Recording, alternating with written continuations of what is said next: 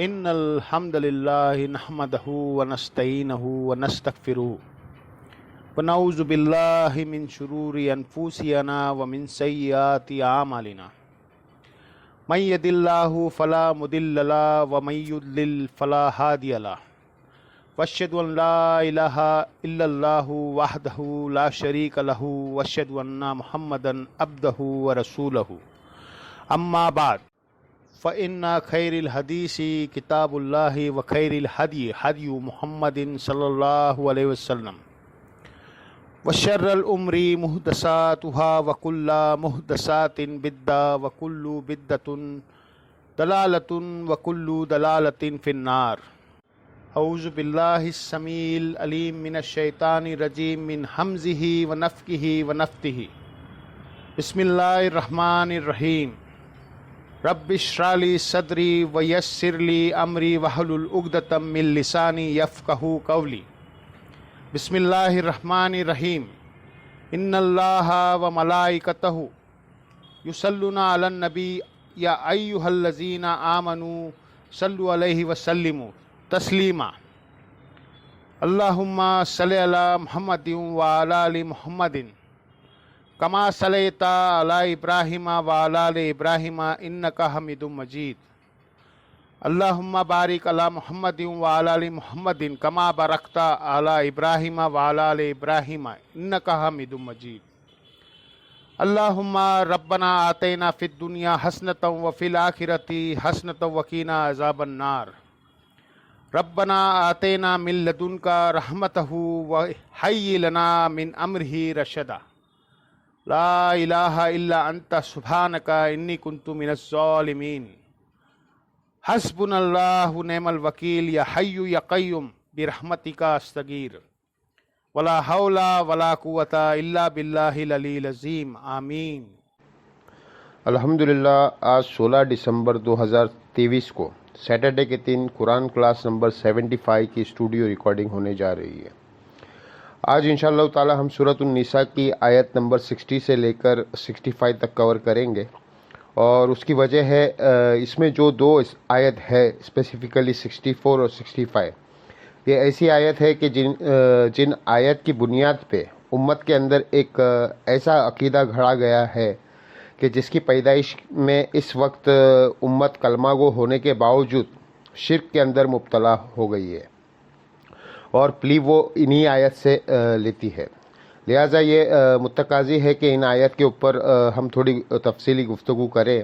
میرے بھائیو، سورہ النساء کی آیت نمبر 60 سے آنورڈز اب روح سکون جو ہے وہ اسپیسیفکلی جو ہے منافقین کی طرف ہے، جو کلمہ گو تھے لیکن اندر سے یہودی تھے. بزدلی کی وجہ سے اپنا ایمان بھی نہیں چھوڑنا چاہتے تھے مسلمانوں کے سامنے، لیکن اندر سے وہ یہودیت پہ قائم تھے تاکہ دونوں طرف کے بینیفٹ وہ حاصل کر سکے. تو ایسے جو لوگ تھے، چونکہ انہوں نے دل سے اللہ کے محبوب صلی اللہ علیہ وسلم کو اپنا پیغمبر نہیں مانا ہوا تھا، تو یہ بعض اوقات اپنی مرضی کی فیصلے کروانے کے لیے یہودیوں کے طرف بھی چلے جاتے تھے کلمہ گو ہونے کے باوجود. اور جب ان کی سرزنش کی جاتی تو پھر یہ کہتے تھے جی ٹھیک ہے، آئندہ سے ہم ایسا نہیں کریں گے. تو اللہ تعالیٰ نے اس کے اوپر سخت ورڈک دی ہے.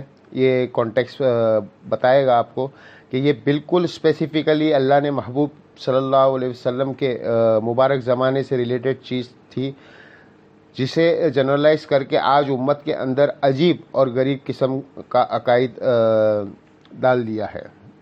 مفسرین نے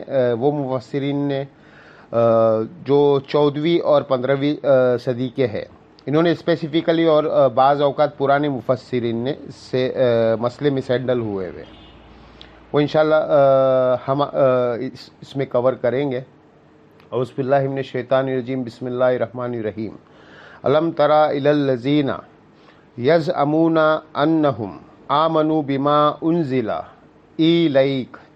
اے محبوب صلی اللہ علیہ وسلم، کیا تم نے ایسے لوگوں کی طرف نہیں دیکھا کہ جو دعوے دار جو تو اس بات کے ہے کہ وہ ایمان لاتے ہیں اس بات کے اوپر جو اے نبی تمہاری طرف نازل ہوئی ہے، یعنی قرآن. یعنی دعویٰ کرتے ہیں لیکن اندر سے وہ بے ایمان ہے۔ وما انزل من قبلک، اور یہ بھی دعویٰ کرتے ہیں کہ اس قرآن سے پہلے جتنی الہامی کتابیں نازل ہوئی ہے اور باقی پیغمبر ہے ہم ان کو بھی مانتے ہیں۔ یریدون ان یتحاکموا الی الطاغوت، لیکن اس کے باوجود اپنے جو فیصلے ہیں وہ طاغوت سے جا کر کرواتے ہیں، بت پرستوں سے، مشرکین سے، اور وقت کے یہودی بھی، چونکہ وہ بھی طاغوت تھے کیونکہ اللہ کے پیغمبر کے مقابلے پر کھڑے ہوئے تھے۔ وقد امروا ان یکفروا بہ، جبکہ اللہ کے طرف سے انہیں حکم یہ تھا کہ کفر کرنا ہے طاغوت کا، یہ بجائے کفر کرنے کے ان کے پاس جا کے اپنے معاملات کے فیصلے کرواتے تھے۔ یعنی جو بھی ان کے پاس آپس میں جھگڑے ہوتے تھے اس میں جو شریعت میں فیصلہ ہے بجائے نبی علیہ السلام کے کروانے کے ان سے جا کے کرواتے تھے تاکہ اپنی مرضی کا کوئی اپنا من پسند فیصلہ لے لے۔ وَيُرِيدُ شَيْطَانُ أَن يُضِلَّ لَهُمْ ضَلَالًا بَعِيدًا، اور شیطان تو یہی چاہتا ہے کہ انہیں بہکا دے اور بڑی دور جا کے پھینک دے جہاں سے ان کی پلٹنے کی راہ نہ ہو۔ یعنی شیطان انہیں ابھارتا ہے اس قسم کی معاملات کے اندر کہ اللہ کے پیغمبر موجود ہے صلی اللہ علیہ وسلم، جو ایک بات وہاں کے حکمران بھی ہے، انہیں مذہبی پیشوا بھی ہے، ان کے سیاسی لیڈر بھی ہے، بجائے ان کے فیصلہ کروانے کے شریعت کا معاملے میں اختلافات کے اندر شرعی سازوں کے حوالے سے یہ جا کے طاغوت سے فیصلہ کروا دیتے۔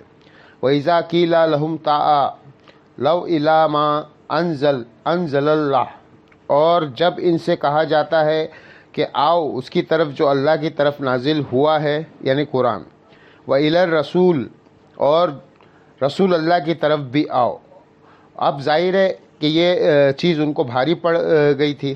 آج کے ڈیٹ میں کسی بڑی شخصیت کو ماننا بہت آسان ہے جب وہ دنیا میں موجود نہ ہو، کیونکہ یہ ایک انسانیت کی انسٹنکٹ ہے، جبکہ جب کوئی دنیا سے انسان چلا جاتا ہے تو اس کی شخصیت بہت بڑی ہو جاتی ہے۔ اب دیکھیں ہمارے ملک کے اندر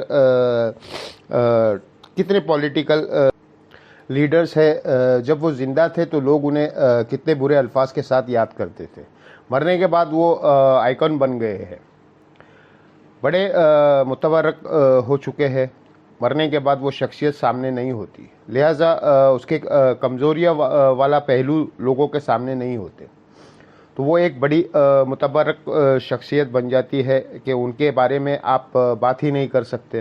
حتیٰ کہ آج کے ڈیٹ میں پاکستان میں رہ کے ڈاکٹر اقبال سے کسی معاملے میں اختلاف کر لے یا محمد علی جناح سے، ظاہر ہے وہ پیغمبر تو نہیں تھے، ان سے بھی مسئلے مس ہینڈل ہوئے ہیں، لیکن لوگ اسے بہت برا سمجھتے ہیں۔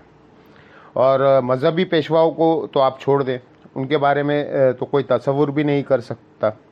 اس کا دوسرا پہلو یہ ہے کہ بڑے سے بڑا انسان، خواہ وہ پیغمبر ہی کیوں نہ ہو، جس کے پیچھے اللہ کھڑا ہے، وہ جب ایز اے شخصیت سامنے ہوتا ہے تو شیطان اس شخصیت کے بارے میں بھی دل میں وسوسے ڈالنا شروع کر دیتا ہے۔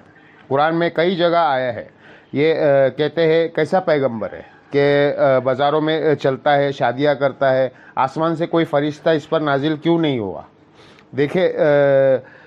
دیکھنے میں تو ہماری طرح ہے، ہمارے بھی دو ہاتھ ہیں، اس کے بھی دو ہاتھ ہیں، ہم اس کی پیروی کیوں کریں؟ کیونکہ نبی علیہ السلام ایز اے شخصیت سامنے تھے۔ جب شخصیت سامنے ہوتی ہے تو خواہ نیگیٹو پہلو سامنے آنا شروع ہو جاتے ہیں، جن کا کانٹیکسٹ بعض اوقات ڈیفرنٹ ہوتا ہے۔ نبی علیہ السلام بعض اوقات کسی معاملے میں غصے کے عالم میں بیٹھے ہیں، جلال کی حالت میں، اور آپ نے کسی کے بارے میں کوئی ایسی ورڈکٹ دے دی ہے اور آنے والے شخص کے دل میں ایسا میل آ گیا ہے کہ یہ کس طریقے سے گفتگو ہو رہی ہے۔ ہو سکتا ہے آپ علیہ السلام جس شخص سے گفتگو کر رہے ہیں آپ کی فرینکنیس ہو، یا آپ علیہ السلام کے ساتھ جو گفتگو میں جو الفاظ کا چناؤ ہے وہ اس لیول کا ہو کہ وہ عام بندے کے لیے تو شاید ایکسپیکٹیبل نہ ہو، لیکن اس کے لیے ایکسیپٹیبل ہو۔ تو اس قسم کی کئی مثالیں ہے حدیث کے اندر موجود ہے۔ تو شیطان پھر طرح طرح کے وسوسے دل میں ڈالتا ہے. اسی لیے سورہ الحجرات میں آیا ہے کہ آپ نے بہت زیادہ گمان سے بچنا ہے جب تک آپ کے پاس کوئی سالڈ ریزن نہیں ہے. آپ دیکھیں بخاری مسلم میں آتا ہے سیدہ عائشہ کے اوپر جب تہمت لگی تھی تو نبی علیہ السلام آلموسٹ 40 دن تک وحی کے نزول کا انتظار کیا تھا. حالانکہ اگر نبی علیہ السلام ایک فیصلہ اپنی طرف سے خود بھی سنا دیتے تو سب سیٹسفائیڈ ہو جاتے تھے، لیکن خطرہ تھا کہ وہ منافقین ہے، وہ یہ کمزور ایمان والے لوگ ہیں. وہ یہ کہتے تھے کہ اپنے گھر کی بات آئی تو اس نے خود ہی ڈیسیشن سنا دیا. تو نبی علیہ السلام نے اللہ کی وحی کا انتظار کیا ہے. پوری دردناک حدیث ہے جس پہ میری ایک الگ سے ویڈیوز بھی ہے، ریکارڈڈ ہے. حدیث افک لکھے یوٹیوب پر تو وہ تفصیلی ویڈیو آپ کے سامنے آ جائے گی. سیدہ عائشہ پہ وہ کتنا مشکل وقت تھا رضی اللہ تعالیٰ عنہ. تو پیغمبر جو ہے ایز اے شخصیت سامنے ہوتے ہیں. بعض اوقات شیطان ایسے پہلو بھی اجاگر کرتا ہے کہ دل میں وسوسے آتے ہیں. جب وہ سامنے نہیں ہوتا تو اس کے بارے میں پازیٹیو چیزیں ہی پریویل کرتا ہے. یہ ایک نیچرل چیز ہے. اب منافقین کا مسئلہ یہ تھا کہ نبی علیہ السلام ان کے سامنے شخصیت کے طور پہ تھے، تو اسی لیے حضور کی شخصیت ان کے لیے بڑی تکلیف دہ چیز تھی. تو یہ اللہ نے ذکر کیا ہے کہ جب انہیں کہا جاتا ہے کہ اللہ کی کتاب کی طرف آؤ اور رسول کی طرف آؤ، رأیت المنافقین یا صدودون عنک صدودا، تو اے نبی تم دیکھو گے منافقین کی طرف کہ وہ تم سے روگردانی کریں گے. اب یہاں پہ اسپیسیفکلی نبی علیہ السلام کے بارے میں آیا ہے سنگولر کے سیگے میں کہ قرآن کے لیے تو شاید پھر بھی تیار ہو جائے گے، لیکن تمہارے طرف آنے سے اے نبی روگردانی کریں گے. وہ ان کو ہضم نہیں ہوگا. پروفیشنل جیلسی بھی تھی. ظاہر ہے یہودی امید لگائے بیٹھے تھے بنی اسرائیل میں آخری پیغمبر آئیں گے. وہ آ گئے ان میں جن کو وہ کچھ سمجھتے ہی نہیں تھے اور کہتے تھے یہ امی ہے، ان پڑھ ہے، جاہل ہے، ان کی تو کوئی اوقات ہی نہیں ہے. یعنی جن سے اتنی نفرت کرتے تھے ان میں ایک پیغمبر ایسا آ گیا جو ان کو ماننا پڑ گیا. تو ظاہر ہے اپنے اتنے عرصے سے ایک ڈاکٹرین کھڑی کی ہے، ایک نیریٹو بنایا ہے. اب آپ کو جب اس نیریٹو کے الٹ چلنا پڑے تو ظاہر ہے پھر ایک مشکل کام ہے. فکیف اذا اصابتہم مصیبہ، تو بس کیا حال ہوتا ہے کہ جب انہیں کوئی تکلیف آتی ہے وقتی طور پہ، بعض اوقات اللہ کے طرف سے گرفت آ جاتی تھی ان کے اوپر. صحیح بخاری مسلم میں موجود ہے کہ نبی علیہ السلام کی موجودگی میں چھوٹے چھوٹے عذابات بھی آئے ہیں تاکہ لوگ اللہ کے نبی کے طرف متوجہ ہو. بما قدمت ایدیہم، اس کے سبب جو انہوں نے اپنے عمل آگے بھیجے ہیں. تو جب ان کو تکلیف آتی تھی تو ظاہر ہے آج بھی تکلیف آتی ہے تو لوگ دعائیں کرواتے ہیں بزرگوں سے. پھر کیا کرتے تھے وہ؟ ثم جاؤک یحلفون، تو وہ قسمیں اٹھاتے تھے ہوئے اے نبی تمہارے پاس آ جاتے ہیں. قسمیں کیوں کھاتے تھے؟ یہ یاد رکھیے گا جو بندہ جھوٹا ہوتا ہے اور اس کے دل میں چور ہوتا ہے تو وہ لامولا اس کو قسم اٹھا کے اپنی بات پہ وزن پیدا کرنا پڑتا ہے، کیونکہ دلیل میں تو وہ قائل کر ہی نہیں سکتا. اللہ ہی قسم، اللہ ہی قسم، یہ ادھر بھی دیکھ لے آپ. حالانکہ پورا کیریکٹر ہے کہ جا کے طاغوت سے فیصلہ کروا رہے ہیں، نبی علیہ السلام کو اگنور کر رہے ہیں. یحلفون باللہ ان اردنا الا احسانا و توفیقا، تو قسمیں اٹھاتے ہوئے اللہ کی آتے ہیں اور کہتے ہیں کہ اے اللہ کے نبی، اللہ کی قسم ہم تو بھلائی کے نیت سے، مصالحت کی نیت سے جاتے ہیں کافروں کے پاس اپنے فیصلے کروانے. جس طرح لوگ کہتے ہیں نا ہم دعوت کی نیت سے وہاں گئے ہوئے تھے، اور یہ ایک بڑا اچھا طریقہ ہے. یہاں بھی آپ دیکھیں جب ایک فرقے کے مولوی کسی دوسرے فرقے کی پارٹی میں شریک ہوتا ہے افطار پارٹی کے اندر، یا ان کے کسی کانفرنس میں، تو ظاہر ہے اس کی اپنی پبلک تو اسے گالیاں ہی دے گی کہ ادھر تو ہمیں یہ کہانیاں کرواتا ہے کہ یہ لوگ مشرک ہے، یہ تو قبر پرست ہے، یہ گستاخ صحابہ ہے، یہ تو مشرک ہے، یہ گستاخ رسول ہے، تو تم خود افطاری میں بیٹھے ہوئے تھے۔ اب وہ کیسے بتائے؟ میں نے تو 5 لاکھ روپے لے کے یہ ایکٹیویٹیز اٹینڈ کر رہا ہوں، تو تم تو کہتے تھے ان کے پیچھے نماز نہیں ہوتی، وہاں تو اکٹھے نماز پڑھ رہے، پھر وہ علیحدہ میں کہیں گے نہیں ہم بعد میں لوٹا لی تھی، پھر بھی کچھ نہ ہو تو وہ قسمیں اٹھا کے وہ کہیں گے کہ بھائی ہم تو یار دعوت کے دینے گئے تھے۔ جس طرح وہ کہتے ہے نا، میں شراب کھانے مصلی ڈھونڈنے گیا تھا، نماز کا ٹائم ہو گیا تھا، تو یہ ایک بہانے ہوتے ہیں۔ اس وقت منافقین بھی یہی کرتے تھے۔ اب وہ گئے تھے ان کو تسلی دینے کے ہم تمہارے ساتھ ہیں، اندر سے بے فکر رہو، اور نبی علیہ السلام کے پاس آ کے وہ کیا کہتے تھے کہ ہم وہاں گئے تھے ان کو سمجھانے کے لیے، حالانکہ سمجھانے کے لیے نہیں، وہ تو یہ سمجھتے تھے کہ عنقریب یہ دعوت تو ختم ہو جائے گی۔ ایک شخص جس کے تھوڑے سے فالوور ہے، وہ اتنی بڑی عرب قبائل کا مقابلہ اکیلا کیسے کر سکتا ہے؟ ظاہر ہے جب کوئی کسی کو پیغمبر نہ مان رہا ہوتا ہے تو وہ یہی سوچتا ہے کہ عددی اکثریت کتنی اس کو حاصل ہے۔ ان کو تو پتہ ہی نہیں تھا یہ تلپٹ ہو جانا ہے ہر چیز۔ تو سورہ التوبہ میں آیا ہے، دیکھیں وہ انتظار میں رہتے تھے، یعنی یہ جب صلح حدیبیہ کے لیے گئے تھے تو نبی علیہ السلام کے بارے میں، اصحاب کے بارے میں انہوں نے عقیدہ بنا دیا تھا کہ اے نبی، ان کو تو امید ہی نہیں تھی کہ آپ لوگ واپس زندہ بھی آئیں گے، کیونکہ اسی چکر میں تھے کہ یہ لوگ جائیں گے نہتے وہاں مشرکین عرب ان کو مار دیں گے۔ تو اسی پہ اللہ تعالیٰ بار بار کہتا ہے هو الذی ارسل رسولہ بالہدی و دین الحق لیظہرہ علی الدین کلہ ولو کریہ المشرکون۔ اللہ نے اپنے نبی کو دین حق کے ساتھ، قرآن کے ساتھ، الہدا کے ساتھ معبوس کیا تاکہ تمام ادیان پہ غالب کر دے۔ تو چونکہ ان کی نیت تو یہ ہوتی تھی تو نبی علیہ السلام کے سامنے وہ جھوٹے بہانے بناتے تھے، ادھر یہ تسلی رکھتے تھے کہ کل کو اگر یہ نعوذ باللہ اسلام کی دعوت ختم ہو گئی، نبی علیہ السلام شہید ہو گئے یا آپ کی وفات کے بعد لوگ ان کو چھوڑ گئے، تو ہمارے پاس ایک ٹھکانہ ہونا چاہیے کہ ہم واپس آ جائیں۔ تو اسی لیے انہوں نے یاریاں گاٹھی ہوئی تھی۔ اولئک الذین یعلمون اللہ ما فی قلوبہم، یہ وہ لوگ ہیں جن کو اللہ نے جان لیا ہے، خوب جانچ لیا ہے جو ان کے دلوں میں کے اندر چھپی ہوئی خباثت ہے، منافقت، وہ اللہ کو پتہ ہے۔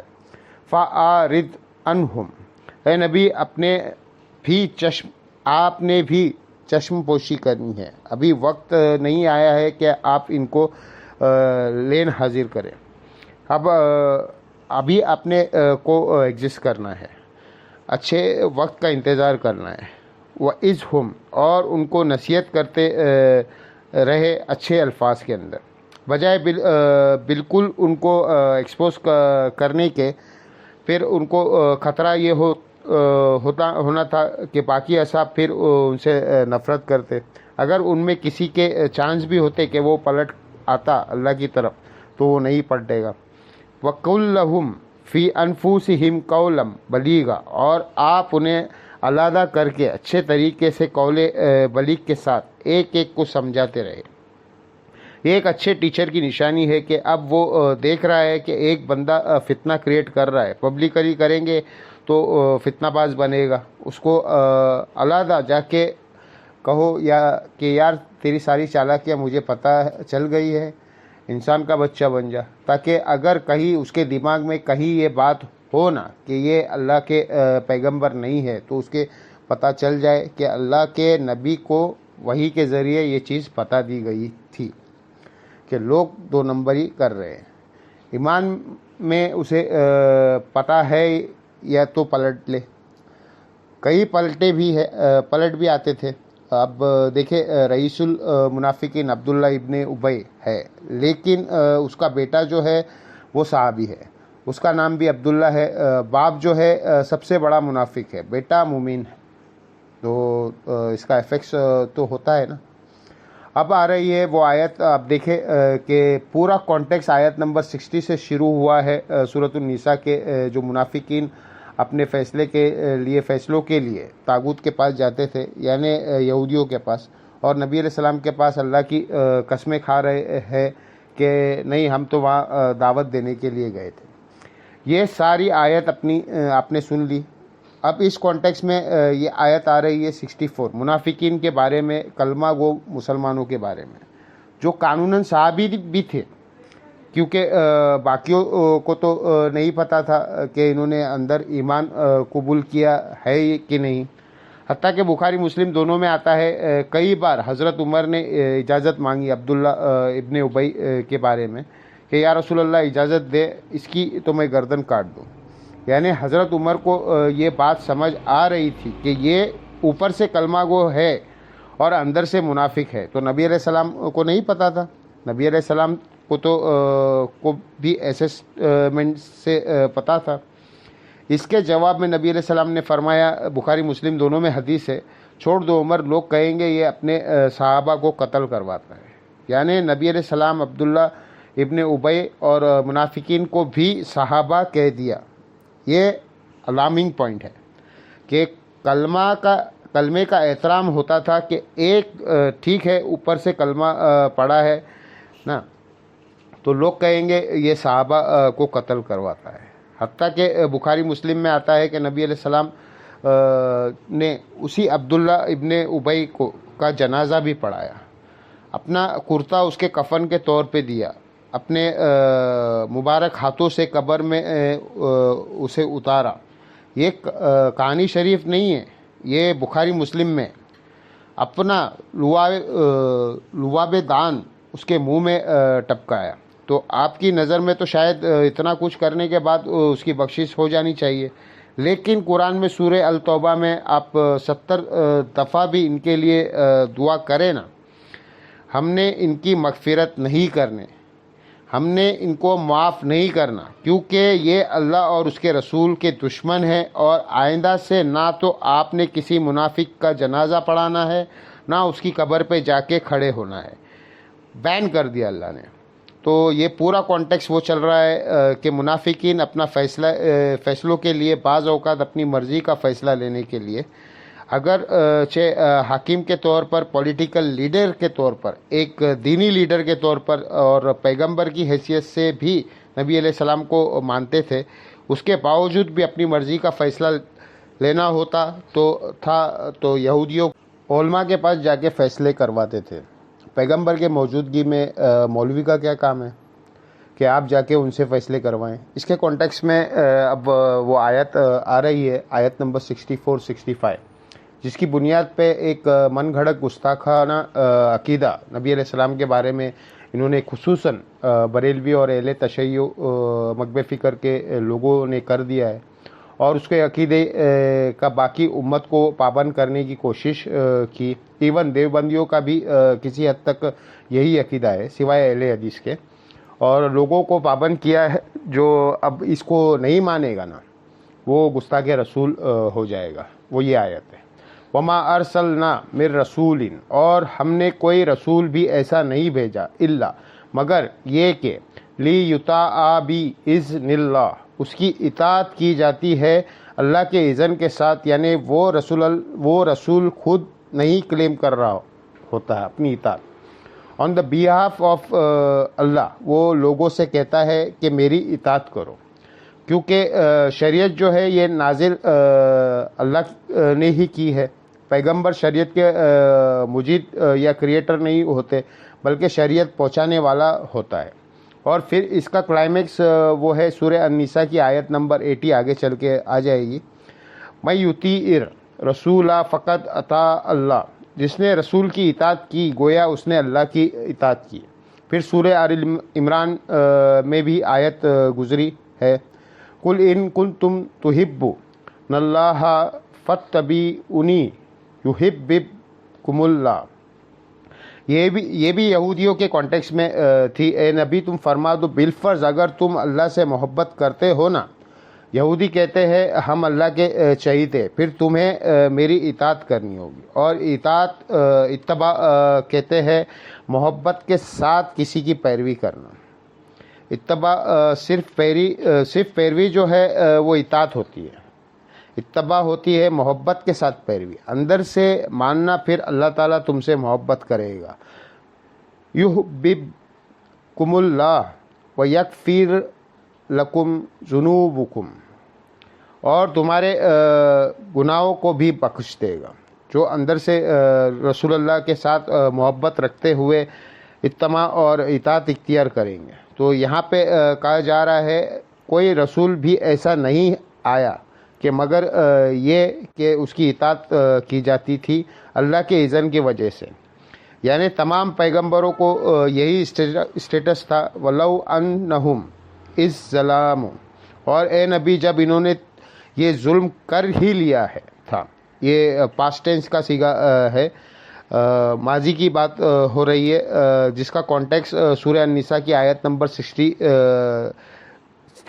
سے اسٹارٹ ہو رہا ہے کہ یہ طاغوت سے جا کے فیصلے کرواتے تھے منافقین. تو اے نبی اگر یہ حرکت انہوں نے کر ہی لی ہے اور انہوں نے یہ ظلم کیا اپنی جانوں پر کہ ایک پولیٹیکل لیڈر کی حیثیت سے, دینی پیشوا کی حیثیت سے, پیغمبر کی حیثیت سے ان میں موجود ہے, اور یہ اوپر سے کلمہ گو بھی ہے, اس کے باوجود بھی جا کے یہود کے علماء سے فیصلے کروا رہے ہیں طاغوت سے. اگر انہوں نے یہ ظلم کر ہی لیا تھا اور آ کے جھوٹی قسمیں کھا رہے انفسہم اپنی جانوں پر, وَلَوْ أَنَّهُمْ إِذْ ظَلَمُوا انفسہم اپنی جانوں پہ انہوں نے جو ظلم کر لیا, جاؤکا اب انہیں چاہیے کہ وہ آپ کے پاس حاضر ہو جائے. کس لیے؟ یہ حقوق العباد کا بھی معاملہ ہے نا, اللہ کے نبی کا تو بھی حق ہے نا. تو پہلے اللہ کے نبی سے آ کے معافی مانگے, ان کے ساتھ غداری کی ہے, کیونکہ تم انصار اللہ ہو نا, اللہ کے دین کے مددگار ہو نا. اس پیغمبر کے ساتھ جو لیڈر بھی ہے تمہارا, اس کے ساتھ غداری کی ہے. اب ان کے سامنے فاستغفر اللہ, اور آ کے اللہ سے توبہ کرو.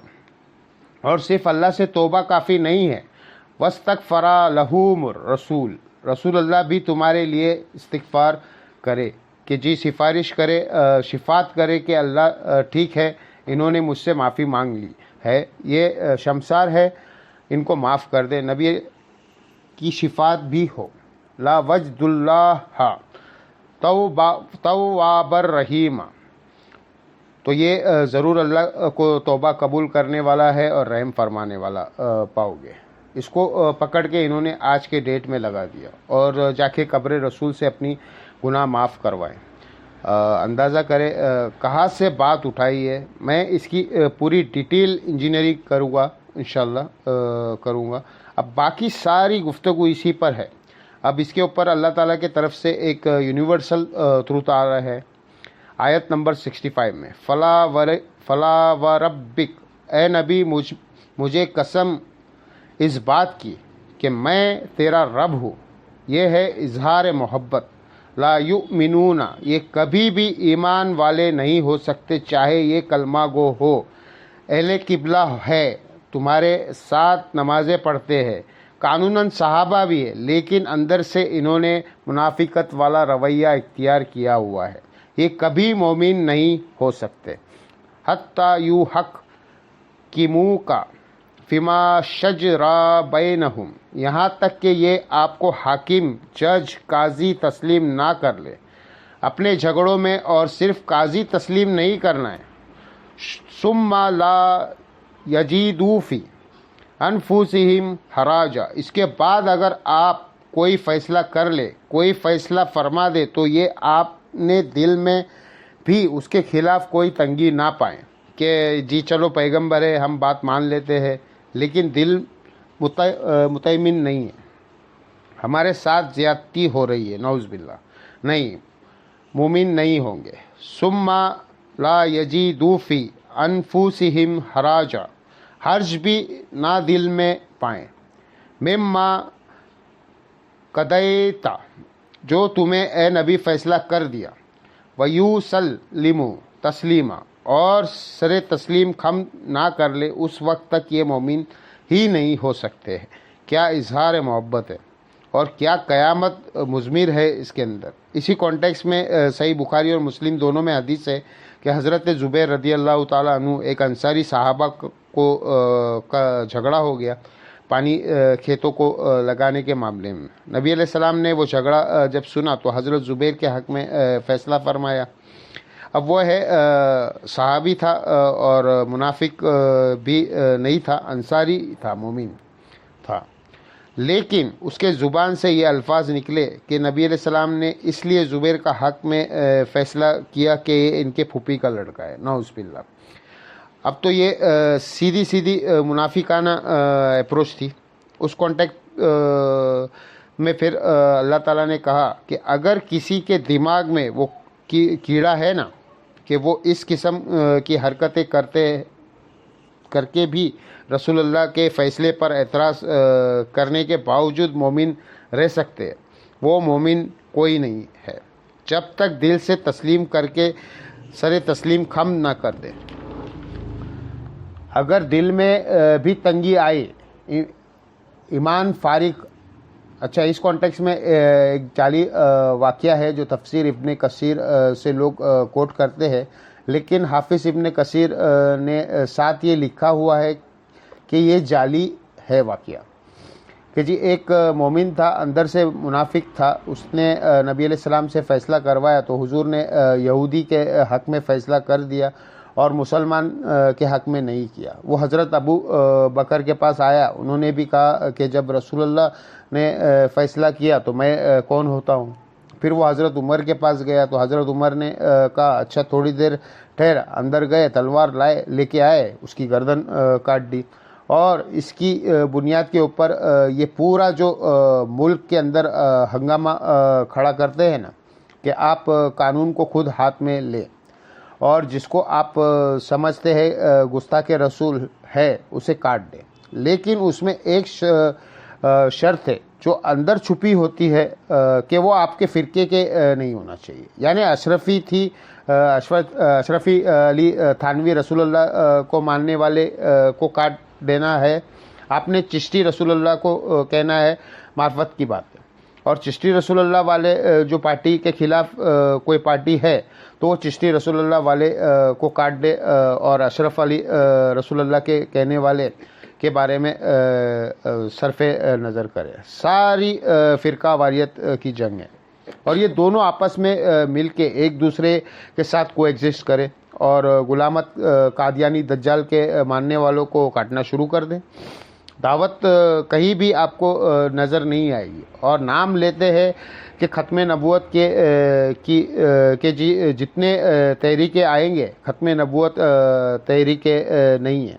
ختم نبوت تحریک تو وہ ہوگی جو قادیانی کو بھی غلط کہے گی اور چشتی رسول اللہ اور اشرف علی رسول اللہ پڑھوانے والوں اور ان کو انڈوس کرنے والوں کو بھی کٹہرے میں لا کے کھڑا کرے گی۔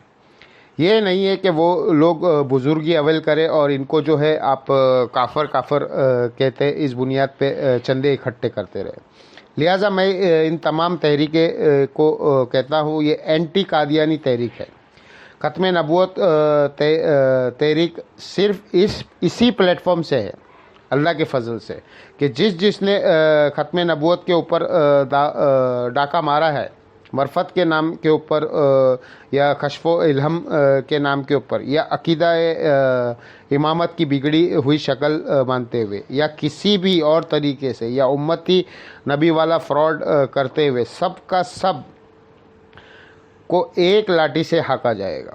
پھر آپ لوگوں تک دین کی بات پہنچا سکتے ہیں، ادروائز ظاہر ہے ایکسیپٹنس تو نہیں ملے گی۔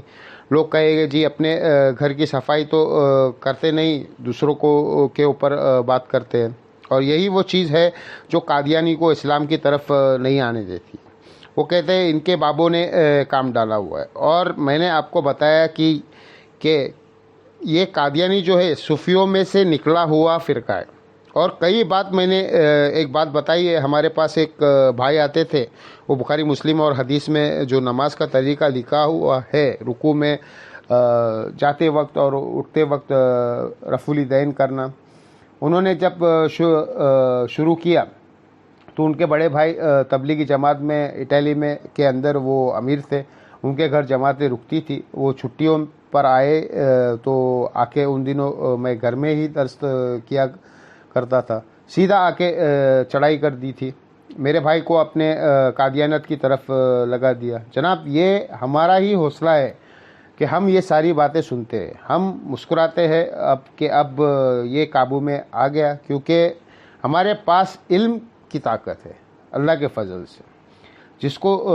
نہ شکست ہو سکتی ہے اور نہ چوری ہو سکتی ہے۔ الحمدللہ علم وہ تلوار ہے جو میں نے تسلی سے بات سنی، میں نے کہا بھائی میں آپ کے ساتھ پوری ہمدردی کرتا ہوں، ہمارے گھر کے قریب ہی ایک قادیانی کی عبادت گاہ ہے، تو ہم سارے اٹھ کے چلتے ہیں، وہاں جا کے دیکھتے ہیں، اگر قادیانی کے طریقے کے مطابق نماز پڑھ رہے ہوئے ہیں، یعنی حنفی طریقے پہ بغیر رفع الیدین کے، تو وہ آپ نے سے نکلا ہوا فرقہ ہے، اور اگر وہ رفع الیدین کے ساتھ پڑھ رہے ہیں تو وہ پھر ہمارے کھاتے میں اسے ڈال دیجیے گا۔ بس اتنی سی بات کرنی تھی۔ تھوڑی دیر میں کہتے نہیں کوئی ضرورت نہیں ہے، اور مانی بھی کوئی نہیں، کیونکہ انہیں پتہ چل گیا تھا، یہ تو پھر ماننا ہی پڑ جائے گا کہ یہ تو ہمارے ہی حنفی بھائی ہے۔ تو قادیانی آج کی ڈیٹ میں حنفی ہے، یہ بعض لوگ انہیں چند ایک مسائل پکڑ ہے نا، فاتحہ خلیف الایمان میں ان کا یہ عقیدہ ہے، اوورال حنفی ہے، حنفیوں میں بھی تو کوئی ایک شاخے ہے، کئی ایک شاخے ہیں۔ بریلوی کہتے ہیں انگوٹھے چومنے والوں کی شفاعت ہوگی، اور وہ کہتے ہیں فقہ حنفی کی کتاب فتاوی شامی جس میں رد المختار کہتے ہیں، جو در مختار پہ حاشیہ ہے اس میں لکھا ہوا ہے، جب ہم دیوبندیوں کو دکھاتے ہیں تو یہ تو آپ کی مشترکہ کتاب ہے، اس میں لکھا ہوا ہے انگوٹھے چومنا کرے، وہ کہتے ہیں جو لکھا ہوا ہے، لیکن یہ مفتہ بھی ہی نہیں ہے، مفتہ بھی ہی کو تو بعد میں دیکھیں گے، ابن عبدین شامی کی بیتی کیوں نہیں کہتے، وہ اب اتنا بھاری ہے کہ اسے نہیں کہہ سکتے، تو انگوٹھے چومنے والے معاملے میں بریلوی درست ہے ایز فار ایز فقہ حنفی از کنسرنڈ۔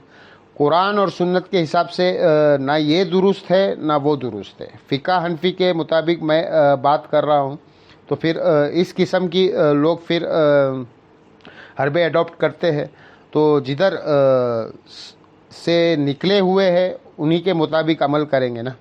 یہ وہ آیت تھی سورۃ النساء کی آیت نمبر 64، جس کے اوپر انہوں نے پورا عقیدہ کھڑا کیا ہے، وَلَوْ أَنَّهُمْ مِزْ انفسہم من جاؤکا، جی قرآن میں اللہ تعالیٰ نے فرما دیا ہے کہ جب کوئی اپنے جان پر ظلم کر لے، رسول اللہ سے آ کے شفاعت کروا لے، تو وہ کہتے ہیں دیکھیں جی آپ بعد والی امت کو محروم کرنا چاہتے ہیں۔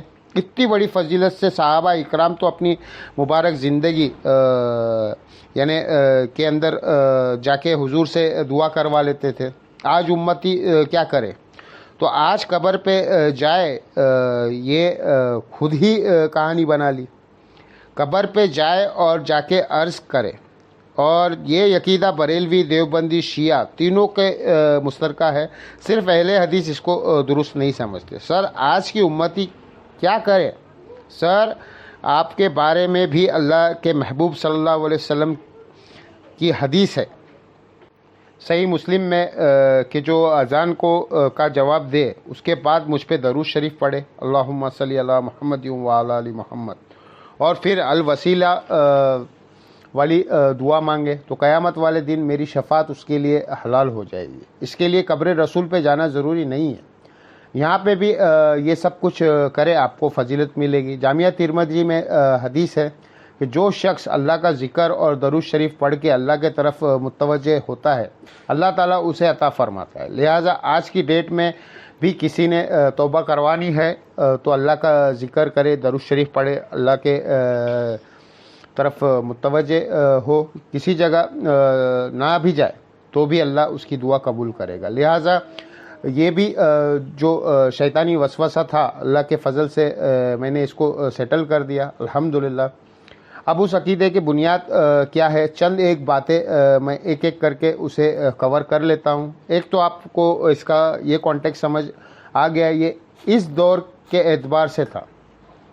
وہ کہتے ہیں جی قرآن کی آیت تو جنرل ہے، آپ ان کو حضور کے زمانے تک کر رہے، یہ وہ لوگ ہیں جب ہم انہیں توحید کی کوئی آیت بتاتے ہیں تو کہتے ہیں یہ تو بتوں کے بارے میں ہے، کافروں کے بارے میں، اور جب یہ آیت آئی تو اس کو آج بھی فٹ کرنے کے لیے تیار ہے۔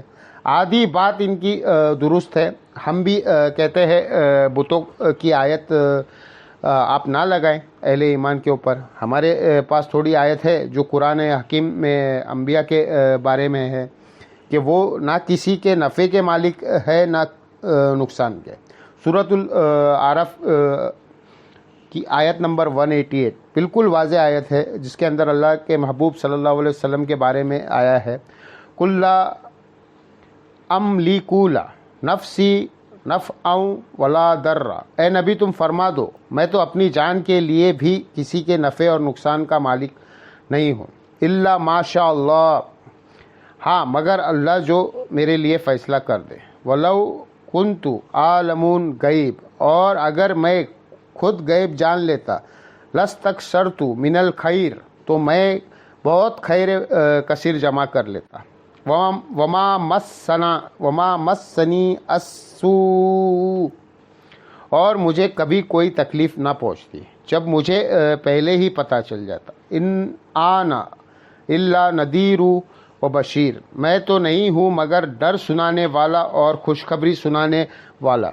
لِقَوْلِ يُؤْمِنُونَ، ان کے لیے جو بات ماننا چاہیں گے، ایمان لانا چاہیں گے۔ تو یہ واضح قرآن میں آ گیا ہے، تو اس کے بعد تو کوئی ضرورت ہی نہیں ہے۔ پھر سورۃ المائدہ میں اللہ نے اولو العزم پیغمبر عیسیٰ ابن مریم اور ان کی والدہ جو اولیاء کی سردار ہے، ان سے بڑھ کر تو کوئی بزرگ نہیں ہو سکتا، جو پیغمبر کی ماں ہے، ان کے بارے میں آیا ہے، مل مسیح ابن مریم الا رسول، آیت نمبر 75 المائدہ، مسیح ابن مریم تو نہیں تھے مگر ایک رسول، قد خلت من قبلی ہی رسول، ان کے پہلے بھی کئی رسول گزرے، وَأُمُّهُ صدیقہ، اور ان کی ماں سچی عورت تھی، کانا یاکلان طعام، دونوں کھانا کھانے کے محتاج تھے، انظر کیف نبینہ الآیات، اے نبی دیکھو ہم اپنی آیات کس طرح کھول کھول کے بیان کرتے ہیں، ثم انظر انا یأفکون، اور ان کی طرف بھی دیکھو پھر بھی الٹے پھرے جا رہے ہیں۔ اس کا مطلب ہے جن کے بات سمجھ نہیں آئی، کھلی بات بھی سمجھ نہیں آئے گی۔ قل اتعبدون من دون اللہ، اے نبی تم فرماؤ کہ اللہ کو چھوڑ کے عیسیٰ اس کی ماں کو پوجنا تم رہے ہو، تو یہ من دون اللہ اللہ نے پیغمبر کو کہہ دیا، یہ بتوں کی آیت نہیں ہے۔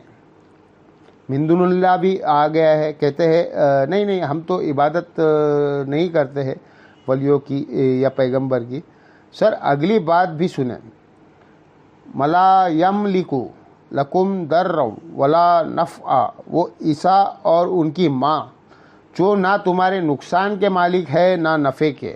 اللہ کہہ رہا ہے حضرت عیسیٰ اور ان کی ماں بھی کسی کے نفع نقصان کے مالک نہیں ہیں، تو باپ کدھر، واللہ هو السمیع العلیم، اور اللہ ہے سننے والا اور علم والا۔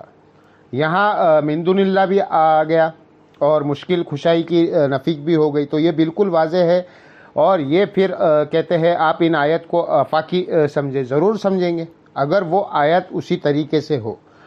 آپ بھی ان آیت کو آفاقی نہیں مانتے، نہ مان سکتے ہیں۔ وَلَوْ أَن नहुम इज़ ज़लमू अनफुसहुम जाऊका।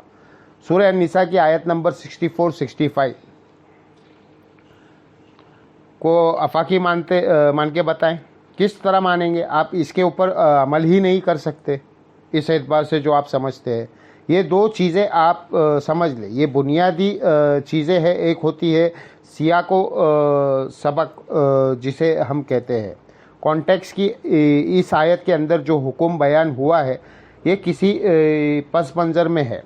इसका कॉन्टेक्स्ट क्या है? वो कुरान के अंदर ही मौजूद होता है। कुरान आपके कॉन्टेक्स्ट, कुरान अपने कॉन्टेक्स्ट में किसी हदीस का मोहताज नहीं है।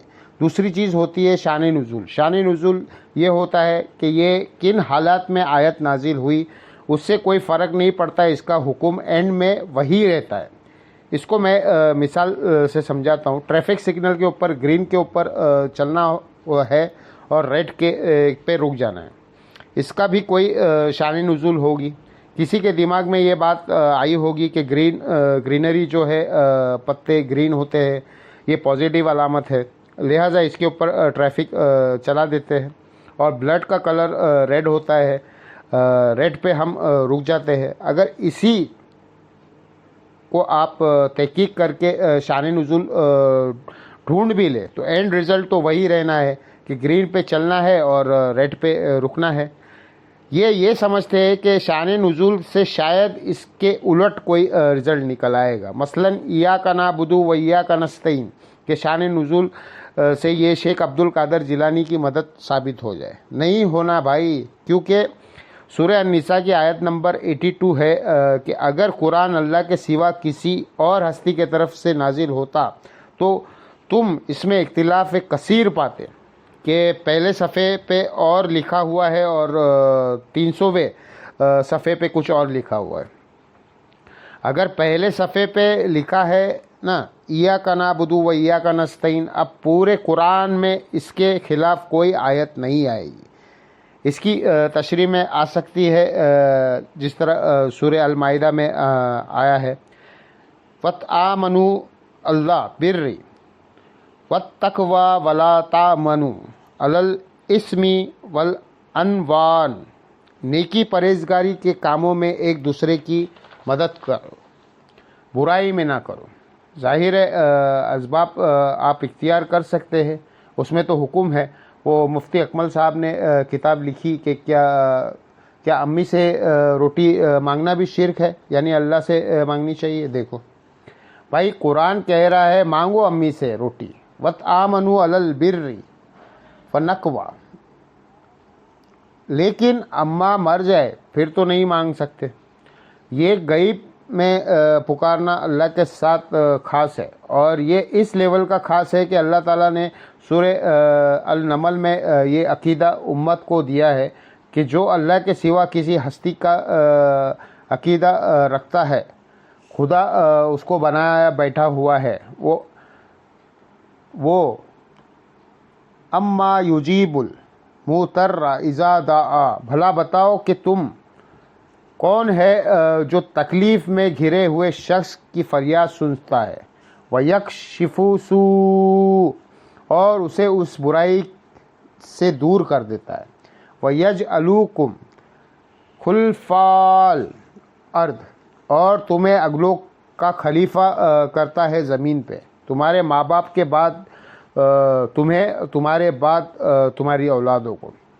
आ इलाहुम मा अल्लाह, क्या अल्लाह के साथ कोई और इला भी है जो ये काम कर सके? कलीलम मा तज़क्करून, लेकिन तुम बहुत कम ही नसीहत हासिल करते हो। कहते हैं जी माना किधर है? ये माना है जी सूरतुल नमल की आयत नंबर 62 में। उधर कहते हैं नहीं, वो तो आयत है आया है अल्लाह ही से मांगते हैं, ये तो नहीं आया है किसी और से नहीं मांगते जी। ये भी आया हुआ है आयत नंबर 62 में। आगे ढूंढो तो पता चलेगा ना। बारिश कौन बरसाता है? अल्लाह। ड्यूटी किसकी है? फरिश्तों की। अगर फरिश्तों से बारिश मांगेंगे तो मुशरिक। बुखारी मुस्लिम में आता है बारिश नहीं होती थी तो नबी अलैहिस्सलाम صلاۃ التسقا پڑھتے تھے۔ آپ نے کبھی نہیں کہا المدد یا میکائیل آپ کی ڈیوٹی اللہ نے لگائی ہے، بارش نازل فرما دے، یا صحابہ اکرام نے کبھی یہ نہیں کہتے تھے۔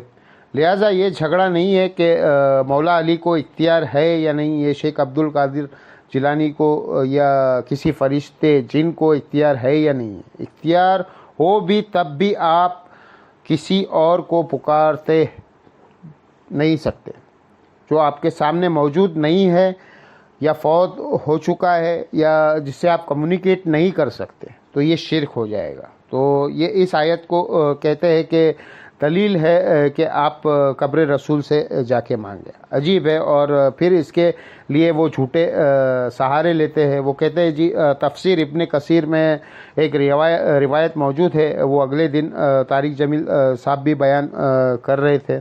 ان کا کیا قصور ہے؟ ان کے بڑوں کی نے عثمان تقی عثمانی کے والد صاحب جو مفتی شافی تھے، معرف القرآن، انہوں نے بھی یہ نقل کی ہے۔ اور حمزہ بریلوی صاحب کا بھی جو ترجمہ ہے کنز الایمان، اس کی جو شرح لکھی گئی ہے خزائن عرفان، انہوں نے بھی نقل کی ہے اور ابن کثیر سے نقل کی ہے۔ اب ابن کثیر لکھ کر چلے گئے، ایک سند روایت نہ انہوں نے اس کی کوئی سند بیان کی۔ ابن کثیر تو 8ویں صدی ہجری میں آئے ہے۔ جب تک وہ سند نہیں پوری کرتے نبی علیہ السلام تک کسی واقعے کی، ہم ان سے کیسے مان لیں کہ جی نبی علیہ السلام کی وفات کے بعد ایک پینڈو شخص تھا، کوئی عربی تھا، وہ قبر رسول پہ آیا، اس نے کہا یا رسول اللہ، قرآن میں حکم آیا ہے وَلَوْ أَنَّهُمْ إِذْ ظَلَمُوا أَنفُسَهُمْ جَاءُوكَ، تو میں نے اپنی جان پہ ظلم کیا ہے، میں آپ سے دعا کروانے کے لیے آیا ہوں۔ تو ایک اور شخص وہاں بیٹھا ہوا تھا، اسے اونگ آئی اور خواب میں حضور علیہ السلام آئے، کہا اس کو بشارت ہو کہ تجھے بخش دیا گیا ہے اور میری شفاعت اس کے حق میں قبول کر لی۔ دیکھو جی، قبر پہ جا کے آپ مانگ سکتے ہیں۔ لکھی کہاں ہوئی ہے؟ وہ کہتے ہیں روایتیں پہ آیا ہے، روایتوں میں آیا ہے، اور جو تھوڑا سمجھدار ہے وہ کہتا ہے اس طرح کی ایک روایت مسندن ابی ابن شائبہ میں موجود ہے۔ روایت ضرور موجود ہے لیکن سر وہ روایت ضعیف ہے۔ مالک الدار والی اس میں عامش مدلس ہے اور آن سے روایت کر رہے ہیں اور سما کی تصریح نہیں ہے، منقطع روایت ہے۔ صحیح مسلم میں مقدمے میں امام مسلم نے لکھا ہے کہ مدلس کی آن والی روایت سما کی تصریح کے بغیر ضعیف ہوگی جب تک وہ حدثنا یا اکبر بیان نہیں کرے گا۔ وہ آن سے روایت کر رہا ہے، یہ روایت ضعیف ہے۔ مالک خوددار والی کے وہ حاضر ہوئے قبر رسول پہ، وَلَوْ أَنَّهُمْ ظَلَمُوا أَنفُسَهُمْ جَاءُوكَ، پھر انہوں نے اونگ آئی، نبی علیہ السلام خواب میں آئے، فرمایا عمر کو جا کر میرا سلام کہنا اور اسے کہنا سختی نہ کرے، عنقریب اللہ تعالیٰ تمہیں سراب کرے گا۔ اور یہ پیغام کس کو جا کر دے رہے ہیں؟ حضرت عمر کو۔ جعلی روایت ہے، حضرت عمر کو پیغام دیتے تو آگے کیا ہونا تھا وہ میں آپ کو بعد میں بتاؤں گا۔ یہ ایسا ہوا ہی نہیں، اس میں تدلیس ہے، اور اگر وہ کہتے ہیں میں نے اس قانون کو نہیں ماننا محدثین کے، تو پھر ہم اس پہ پھکی دیتے ہیں کہ مسند امام احمد میں ایک حدیث ہے جو مشکات میں بھی موجود ہے، اس میں سیم سکم ہے، یہ تو عامش تو بہت چھوٹا ہے۔ ایک صحابی ہے حسن بصری، 70 صحابہ کے شاگرد، وہ آن سے روایت بیان کر رہا ہے کہ نبی علیہ السلام نے فرمایا جو شخص اپنی جاہلی نسب پر فخر کرے اس سے کہو فخر ہے نا تو اپنے نسب پہ اپنی باپ کی شرمگاہ کاٹ کے اپنے منہ میں رکھ لے۔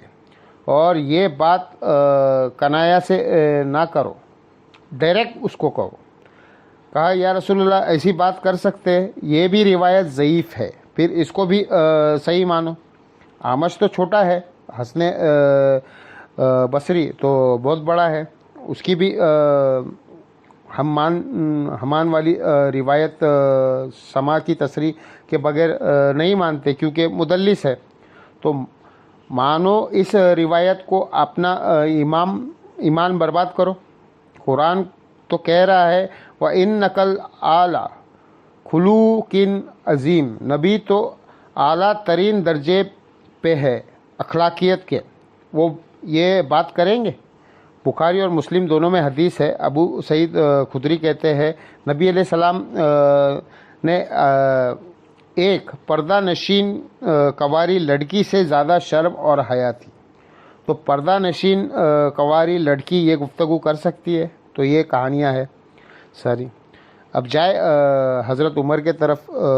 جناب حضرت عمر کے بارے میں صحیح بخاری میں 1010 نمبر حدیث ہے، کتاب الاستسقاء چیپٹر میں۔ وہ کہتے ہیں اللہ تعالیٰ سے دعا کرتے ہوئے انا کننا نتوسل الیک بنبینا، اے اللہ بے شک پہل ہم تیرے نبی کو وسیلہ بنا کے لاتے تھے تیری بارگاہ میں، یعنی جب بارش نہیں ہوتی تھی تو حضور کو لے کے آتے تھے، حضور ہمیں نمازیں پڑھاتے تھے، حضور کی دعا کی برکت سے بارش نازل ہوتی تھی صلی اللہ علیہ وسلم۔ ہم حضور کے چچا عباس کو لے کر آئے ہیں، ہم پہ بارش نازل فرما دے۔ عباس کی دعا کی برکت سے انس ابن مالک کہتے ہیں بارش شروع ہو جاتی تھی۔ حضرت عمر کو کسی نے نہیں پوچھا یا امیر المومنین، یہ پینڈو لوگ قبر رسول سے جا کے بارش مانگ کے آ رہے، آپ خلیفۃ الرسول ہے، سیکنڈ نمبر پہ آپ خلیفہ راشد ہے۔ ایک پینڈو کو بات سمجھ آئی، آپ کو نہیں آئی؟ کہانیاں ہیں ساری۔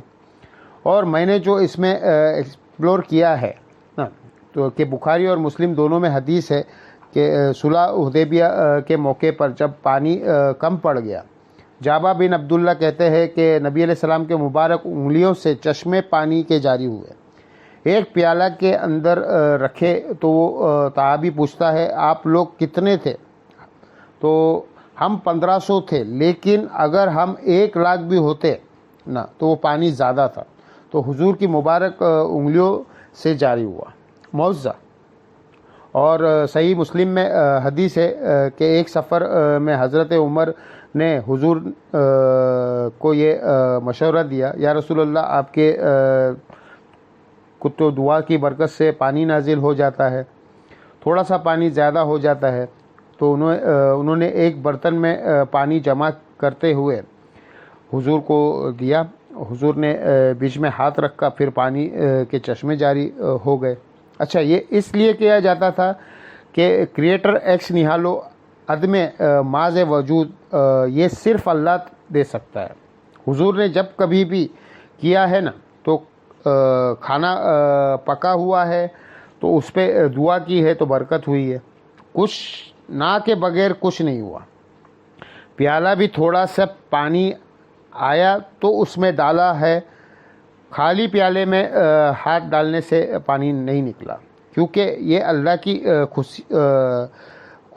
خصوصیت ہے۔ آج نئی بات سیکھیں، علمی باتیں آپ کو اسی پلیٹ فارم سے ملے گی۔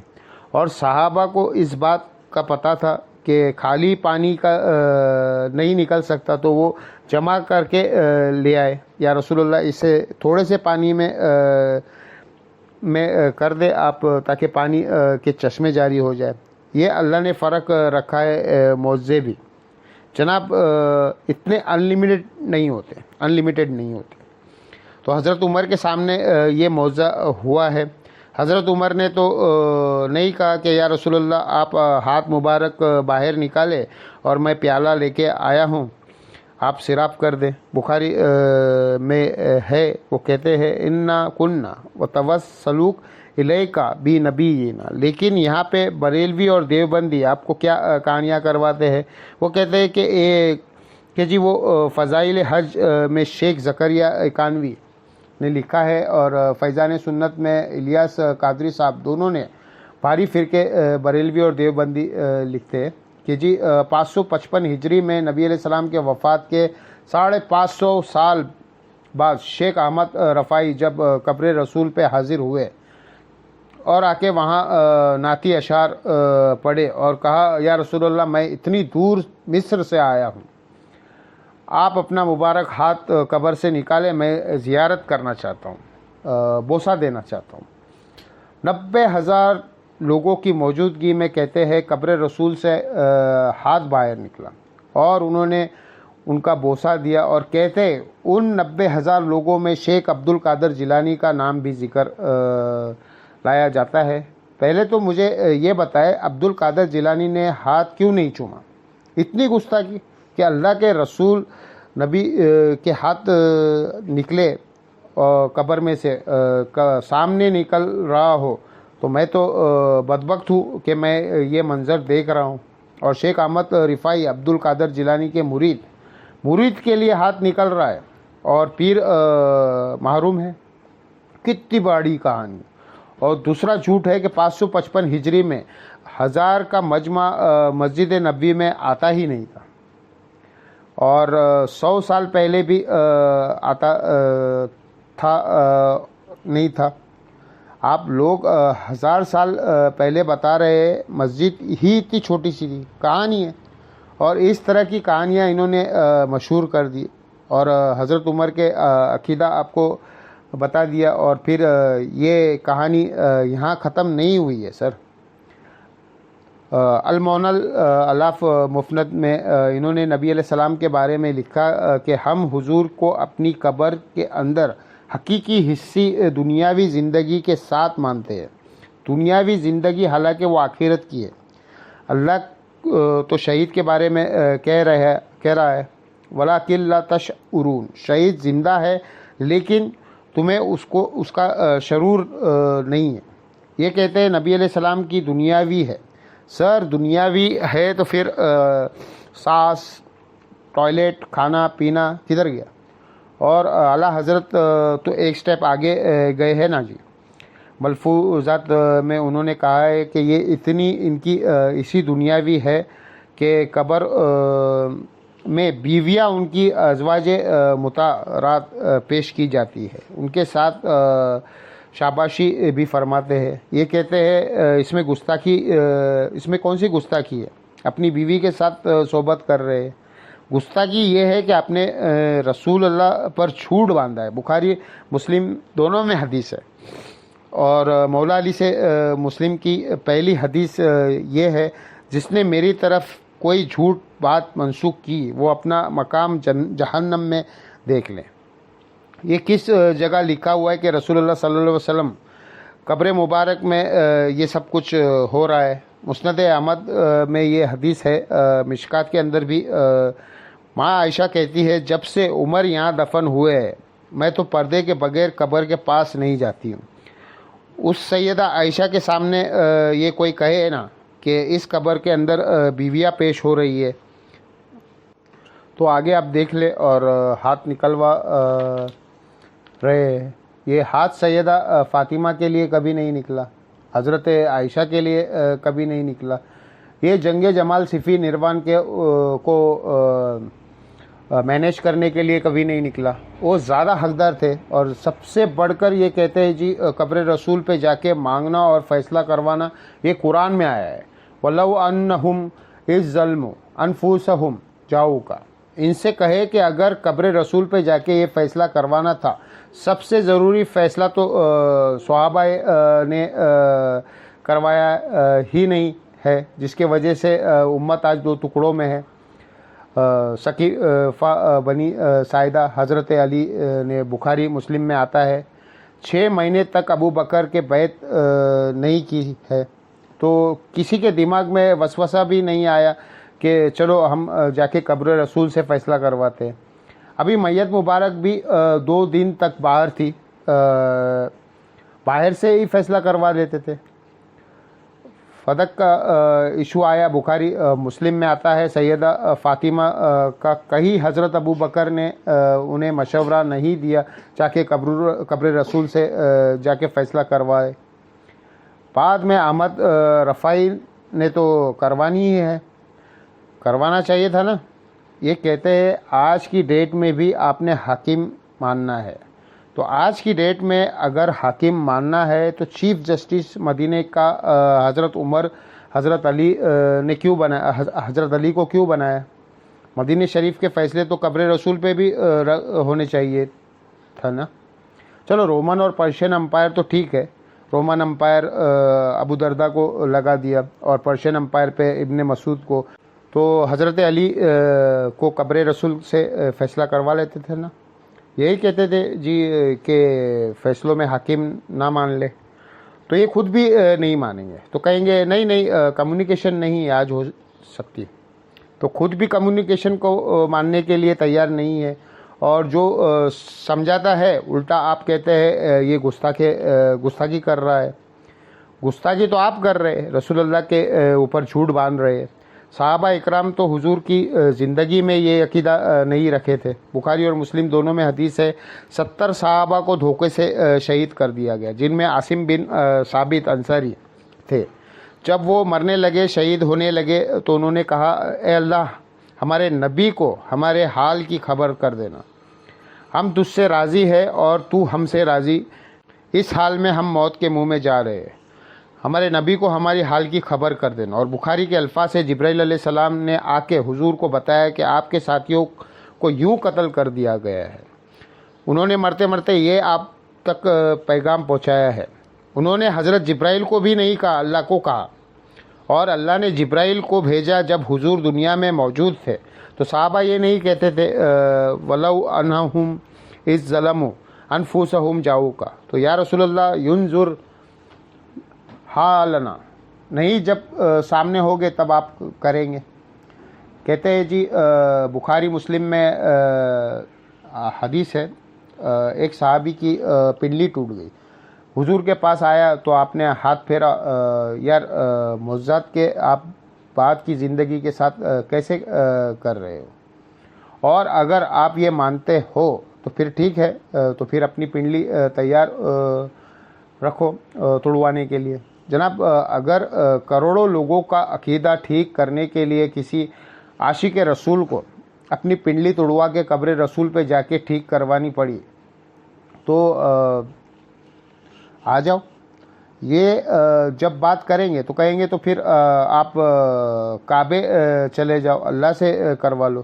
بھائی اللہ کا تو دعویٰ ہی کہیں نہیں ہے، اللہ نے تو دنیا اصحاب کے ساتھ جوڑی ہوئی ہے، دنیا کو اللہ نے باقاعدہ ایفورٹ چھوڑا ہوا ہے، تو اللہ کا کہیں نہیں ہے۔